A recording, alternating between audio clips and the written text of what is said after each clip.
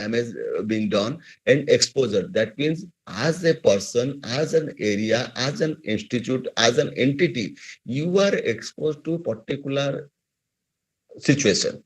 That means in that case, similarly, it is related to flood risk, it related to fire risk, it related to cyclone risk. That means during cyclone, you are going outside. During cyclone, please wait for certain moment. But you are not taking any preventive measure, you are going outside. So chances are there is a branch of a tree may fall on your head and you may be ending there, ending yourself there. Or you may be because the student who was washed away during last year's urban flood in Bhubaneswar city. One moment, please, one moment.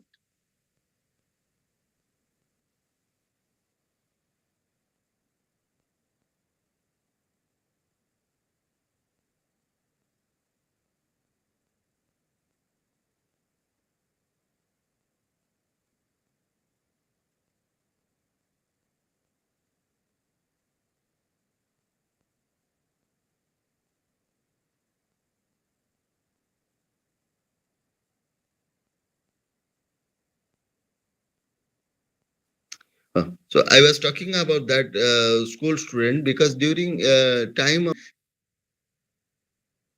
he was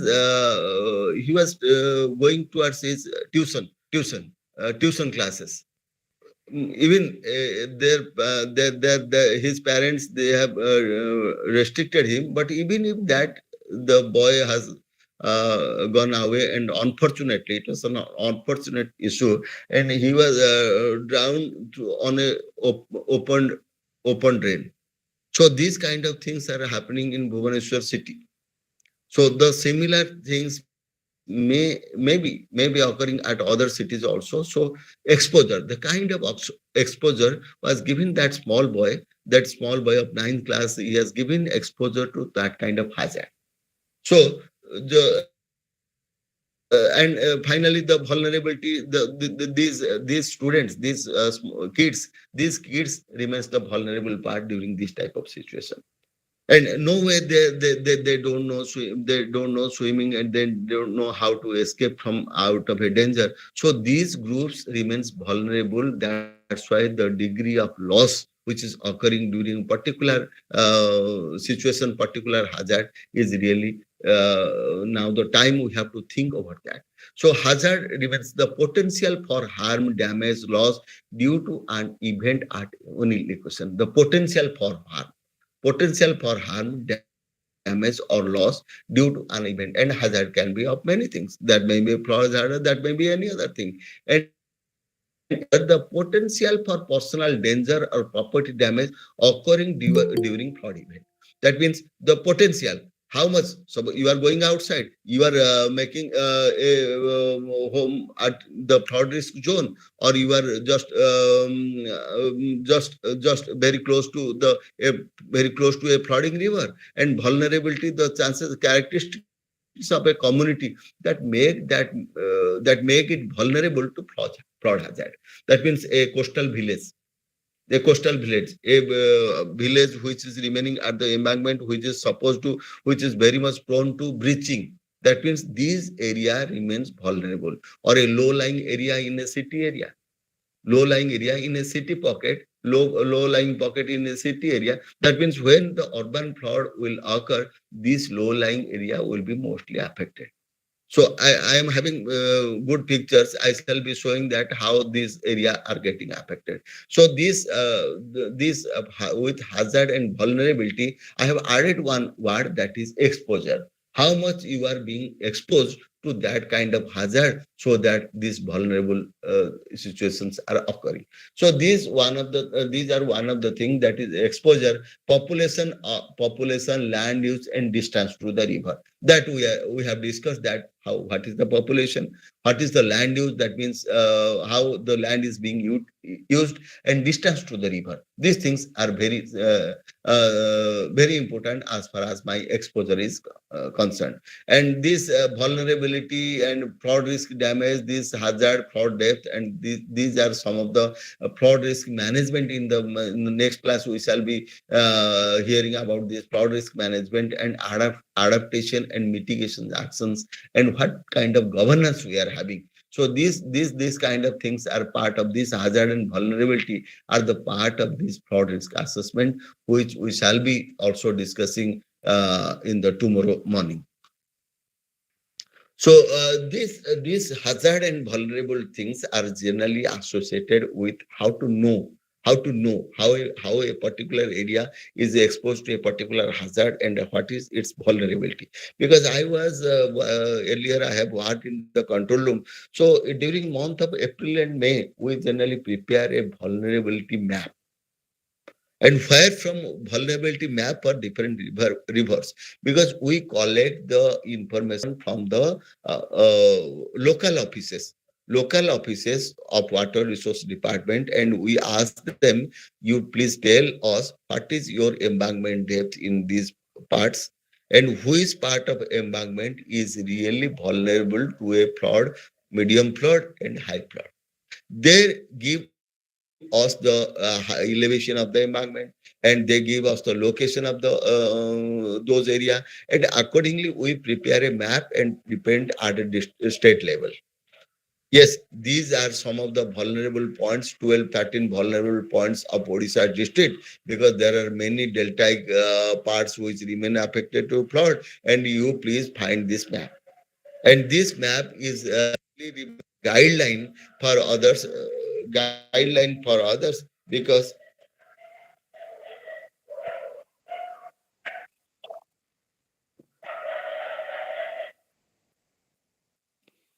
Because by following this guideline, generally so many the relief measures and other preventive precautionary measures are being taken. So we have to remain careful regarding preparation of this hazard and vulnerable map. And because this part we are concerned about fraud hazard only, these kind of preparations are there. And in that case, this historical fraud maps, that means how we get the information. That means from the historical fraud history are there. 2008 in that area fraud has occurred. 2006 in that area fraud has occurred. 2001 in that area fraud has occurred. So these kind of historical evidences are there. These historical evidences that really takes us to prepare these vulnerable maps, as well as what is the land use map, what is the digital elevation map, what is the river network map, what is the transportation network map, what is social economic data are used in this study for mapping of fraud risk assessment. That means digital elevation model, or you can say DEM. DEM of a particular area, those who are acquainted with GIS, they might understand very easily what is the digital elevation model. That means where the area associated with a particular elevation. Because when we do this kind of fraud type of things, in that case, we should be very much acquainted with the digital elevation model. River network map. Unless otherwise, we are having the river network map, and this can also be generated from the digital elevation model by using GIS, or you can watch this river network map or transportation network map from the Google Earth as well as the toposits. So social economic data are also useful in preparation of this vulnerable map. That means if a area is really developed by industries, area is really a business area, or the population or officials are there, so many offices are there, like Bhubaneswar city, like New Delhi, and other cities are there. So many offices, so many institutes are there. So the social economic aspect of that area is different from another area, which is not that kind of socially and economically developed. So the kind of fraud risk assessment, the kind of hazard assessment, kind of this vulnerability assessment will be different. So various GIS techniques we also apply in that case, because GIS is a multi-dimensional. It is working on a multi-dimensional concept, and like the theories like AHP also we prepare, and this vulnerable map, or we consider different weights. That means suppose the area is socially more developed. and how the parameters we can take these as parameters. What is the importance of that area? What is the importance of this fraud to those area? What kind of losses we shall be having if there will be a breaching, and what kind of hazards are generally affects those area, and what is the chance of probability of this degree of vulnerability is there. So accordingly, this AHP is nothing but analytical hierarchical process.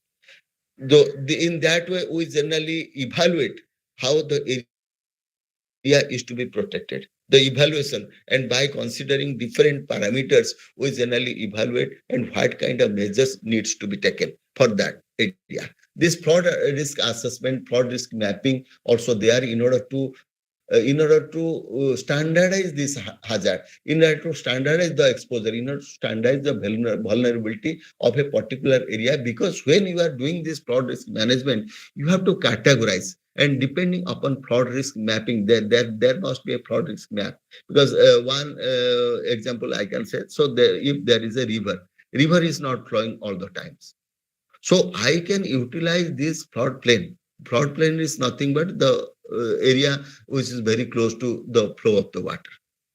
Water flow, this is my stream width, and the area adjoining to that stream is known as flood plain.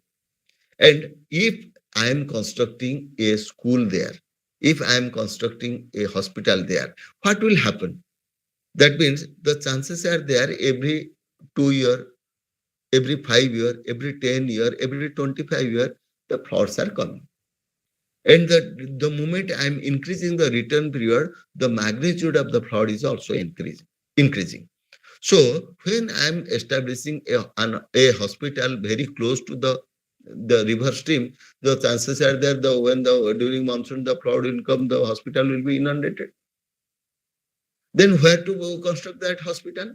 So I have to draw different lines. That means with respect to the degree of this probability of occurrence, that means with respect to return period, I have to develop certain lines where this kind of flood plains, this kind of flood occurrence will happen. That means when I am constructing a hospital, then I have to go beyond 50-year return period. Then the area very close to that stream remain unutilized. Then what kind of utilization I can make? I can construct, I can use that area as daily, weekly hato, jota ki market generally, the vegetable market I can utilize. If there will be the flood is occurring, then what will happen? The people will be shifted to some other place. No problem. No permanent structure is there. The permanent structures are not getting affected. But in case of hospital, in case of a big institute, what will happen? We cannot shift overnight. We cannot shift from those area overnight. That's why the land to be utilized depending upon the kind of risk involved. That means there must be a flood risk map, because this flood risk map is associated with a certain return period. That means flood return period at 10 years. So what kind of structure I can make so that the flood return period, the flood peak of 10-year return period will not affect me so much, that I have to undertake. So there must be a flood mapping, flood plain zoning also there. That means at which area, suppose a atomic reactor I am going to establish, that I cannot place at any other place. I cannot shift overnight.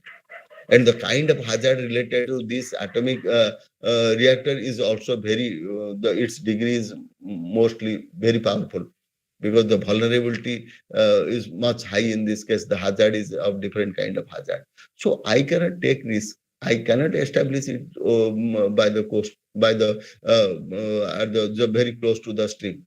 So I have to take certain measures where the chance of this risk will be very less. Accordingly, I shall be planned. And there must be some systematic approach and management aim to minimize the potential harm and loss of flood risk. So there must be certain approaches, systematic approach. Suppose there in this year we have made certain mistake. made certain mistake in the coming year, like the mistake of super cyclone was not repeated during filing, because the government has taken stringent measures in many ways. That's why there must be a systematic approach and management in order to minimize the potential of harm and loss of flood risk. So a basin wise, there must be a plan on a basin wise. That means Mahanadi Basin, my planning should be different, because the type patterns of the fraud and its related hazards are different from basin to basin. Because when I am coming to Mahanadi, because this is a standard uh, layout plan of the plots, and now I am coming to Mahanadi Basin. This is the image of the Mahanadi Basin, and this is from one of my paper. This map is derived, and in the upper part, you say this upper Mahanadi Basin. Generally, it is related to the basin up to Hirakud Reservoir, and this is the middle part, and this is the deltaic part. This deltaic part is around 9,500 square kilometer, or you can say 10,000 square kilometer. But this is a big basin, I can say. 1,41,000 square kilometer catchment. But if I am dividing this basin into three parts, the kind of hazard expose this upper part is exposed, the medium part is exposed, and the kind of hazard this downstream part or deltaic part is exposed is different. And the Hirakud Dam, this is Hirakud lake area, and this square kilometer catchment is around 83,400 square kilometer. And the water, the flood is occurred in generally occurs in this area. This is the deltaic part. This is mostly exposed to the flood, and the water which is coming from this 83,400 square kilometer, this part is around 48,000 square kilometer, and this really affects what part up to 10,000 square kilometer they affect. So the kind of exposure on a same basin and its operational matter is different, because the flood occurs due to either due to release from the dam, or heavy rainfall in the lower part, because the lower part is not controlled. That means no major structures are there in the lower part of Hirakud. That's why the chances of occurrence of flood for the this deltaic part is from either of the reason, either due to release of the flood, release of the water by the Hirakud Dam, or due to the heavy rainfall at the lower part, or maybe combination of these two. So these things we have to, because the operational part will be different. This is how we are managing, because most of the time the flood of delta is avoided due to a very good planning management of the flood. That means you have to release water, but how you will be releasing water? Because you have to also watch the condition of the downstream. What is the QPF? What is the rainfall forecast of the downstream? In accordingly, you have to release the water. So this requires a consistent planning, and this is one of the flood inundated map. And this you see, this part of the area is affected, and the people are watching the flood over top of their roof. And these are the how we generally take risk, and in those areas where also there is no alternative way of the transportation, and this way the people also used to travel during the flood. And this is one of the major case. It is near the ISKCON temple, Bhubaneswar, and how these part are affected due to a urban flood. Due to urban flood, how these parts are affected. You see the inundation at those parts. It is around 2 feet or 2.5 feet in those areas, and this may be more at these parts. And the it's some part, and maybe the Acharya Vihar part and Jadev Vihar part, these are also mostly inundated during flood. And those who are from Bhubaneswar city, they might have experienced this type of things. And the water getting released is very difficult, and most of the time the currents remain very high at lower parts. So one has to be very careful for this kind of urban flooding issue. So generally, these kind of measures we generally take, and that's why we categorize both into structural measures and non-structural measure. Structural means we have to develop, we have to construct the structures, and that may not be possible overnight. That's why in the coming next class in the fraud risk management, we shall definitely watch how these kind of structures, this fraud risk management, shall elaborately be discussing on these structural measures.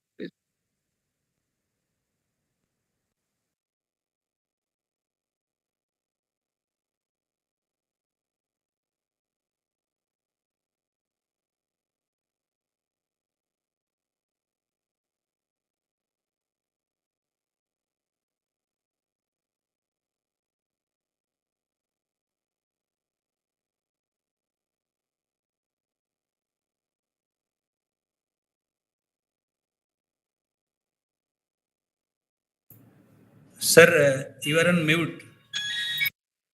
This is a good information. Sorry, this is a good information about this Hirakud Mahanadi system. And as I was discussing with you, that there may be chances are that frauds occurring due to release of the dam or due to contribution without Hirakud dam and with Hirakud dam. If the situation was occurring in that case, the by constructing this kind of dam, this kind of dam, how the fraud without Hirakud dam, अगर ये Hirakud dam नहीं होता, so this would have been the fraud value, and if there will be Hirakud dam, this would be the this is the fraud value. So accordingly, we have seen that by constructing these structural measures, the how the things has happened, and up to 95 these frauds are being tested, and generally we have found that with Hirakud Dam, with by the construction of the Hirakud Dam,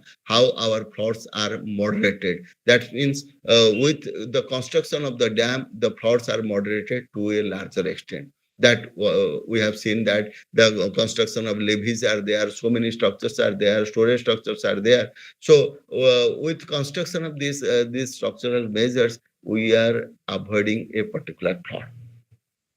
And non-structural measures, we have seen that nowadays these are playing very important role. The major thing is flood forecasting, cyclone forecasting. The forecasting that play a very major role because we are getting information much ahead. That's why we are able to take number of preventive precautionary measures that really helping us.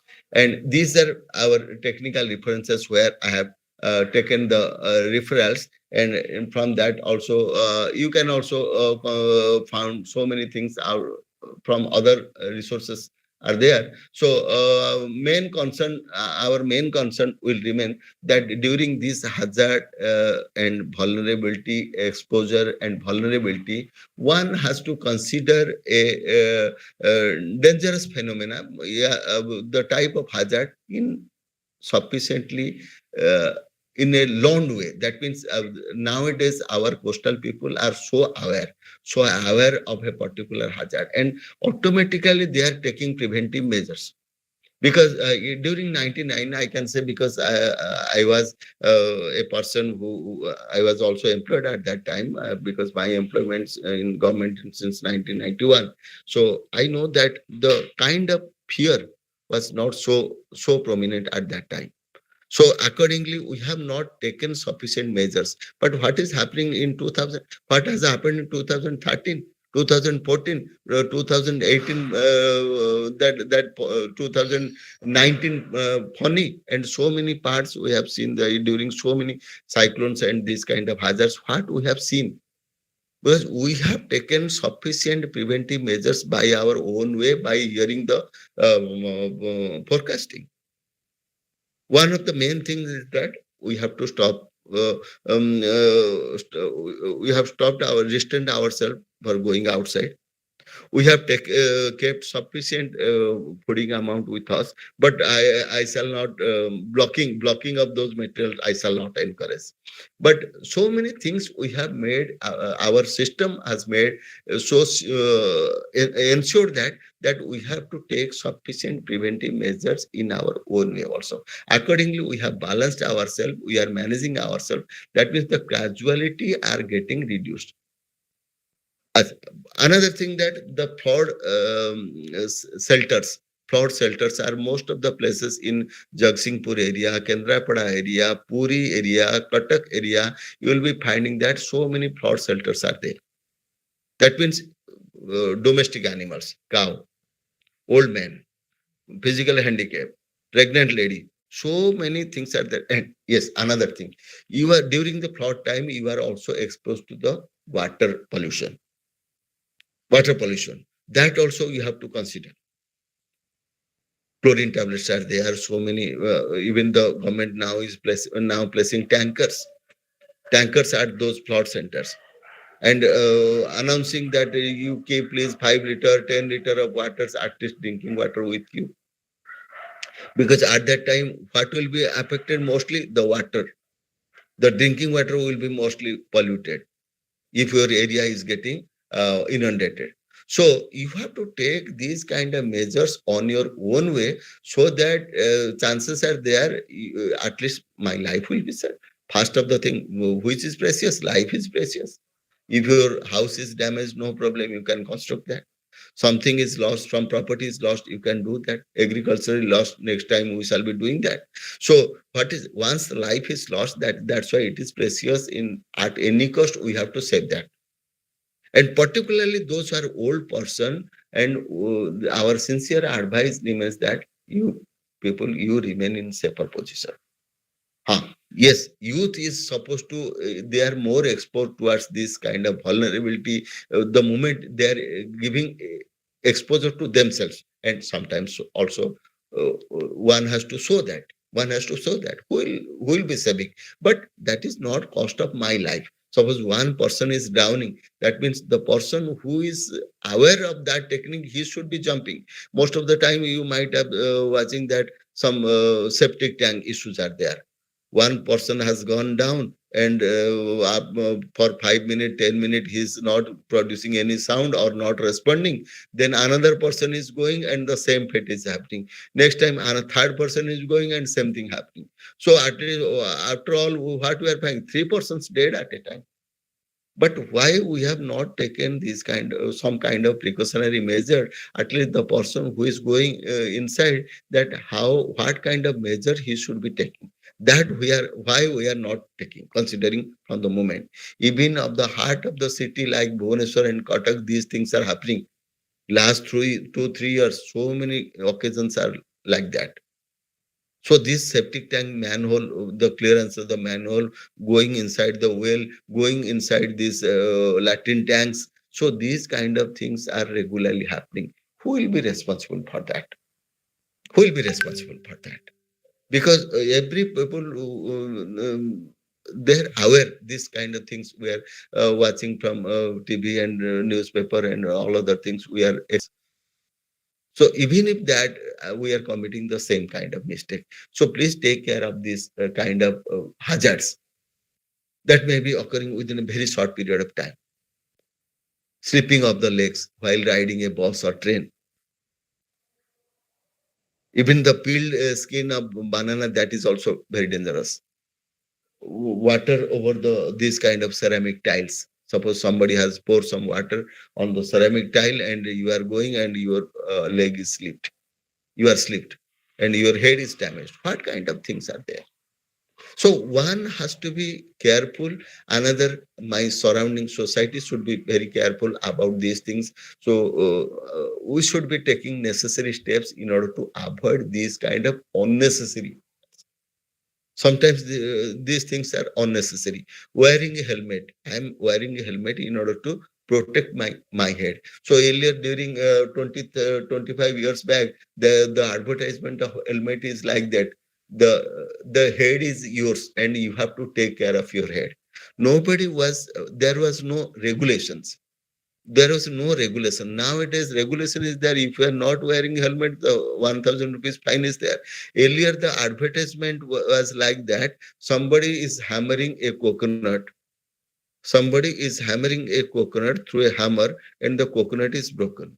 And in the next scene, the coconut is below. Coconut is covered by a helmet, and the same person is hammering, but the coconut is safe. That means the helmet is saving the coconut. That means your head is saved, and when there is a helmet. So these kind of things are there. That means head is the central system, CPU. The CPU, the moment CPU is saved, you can save other parts, screen and monitor and other things, keyboard, etc. You can save. But the central processing unit, once it is gone, then you are gone. So one has to take care by making this kind of regulation, or you can say the SOP, standard operating policies there. The SOP has to be considered. That means when I am going outside through a bike, then I have to wear a helmet, because that will protect my precious zone. So the similar kind of thing. That means the moment you are not wearing helmet, that means you are exposed to particular hazard. You are making yourself exposed. So utmost care must be, you must be taking utmost care for that. 1 minute.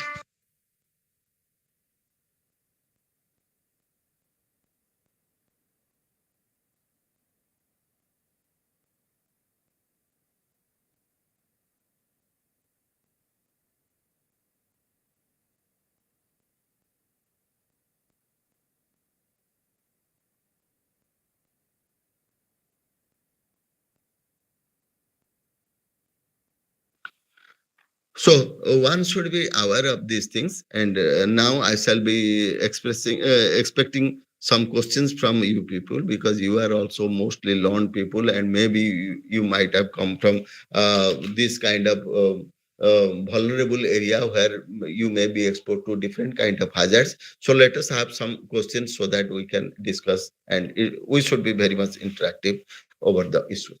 So please ask some questions.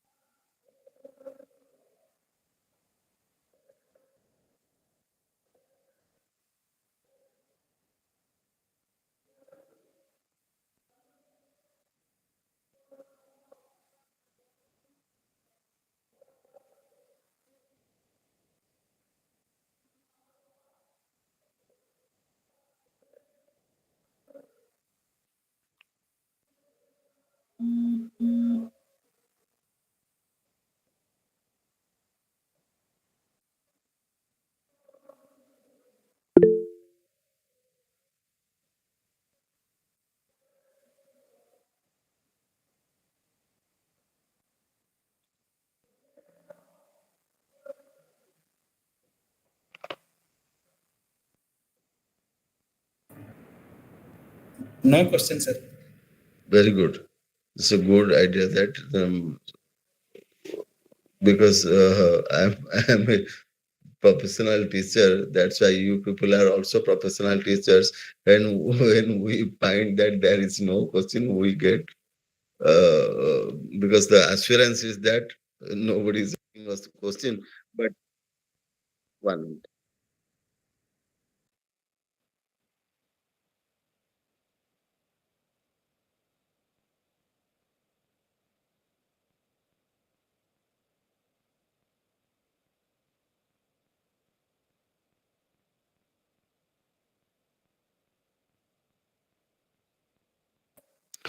the good thing is that because I remain for a very long time in the cloud control room, that's why I've seen. And now where I'm staying, that is just at the downstream of Hirakud Dam.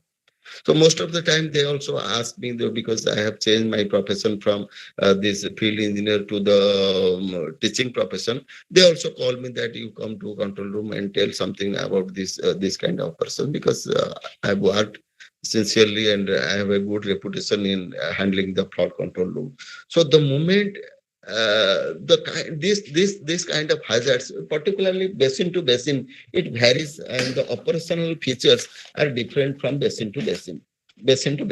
So when it is Mahanadi, the things situations are different. When it is Brahmani, Baitarani, um, basins are there, then the situation is different. Because in Brahmani, Baitarani, we generally handle the situation in particularly Brahmani corresponding to Rengal area. But in this case, the location, where it is located, Hirakud Dam is located at 83,400 square kilometer catchment, and most of the parts of it, around 75,000 square kilometer, lies at another state, that is Chhattisgarh. So you feel that how difficult it will be sitting at Hirakud Dam, you are controlling the situation because water will come from another state. Nowadays, so many interstate disputes are continuing because all are aware. The Odisha is fighting with Andhra Pradesh, Odisha is fighting with Chhattisgarh, Odisha is fighting with Jharkhand in Subarnarekha issue. So many issues are there. But how it is difficult to manage when there are disputes are there. So rightly somebody has told that earlier that the states should be divided with respect to the catchment area, not with the geographical boundary. But when all the reservoirs are has come, we have to release some gates in order to release some water, in order to evacuate the system. To that's why to allow some flood water, that's runoff water, to enter into the Hirakud reservoir. That's why the Hirakud capacity full reservoir level is 630 feet. And when the Phylline has entered into Odisha, into the Mahanadi basin, Hirakud level was reduced to 621.5 feet. That's why the 8.5 feet of water was released. And whatever water that, whatever the runoff that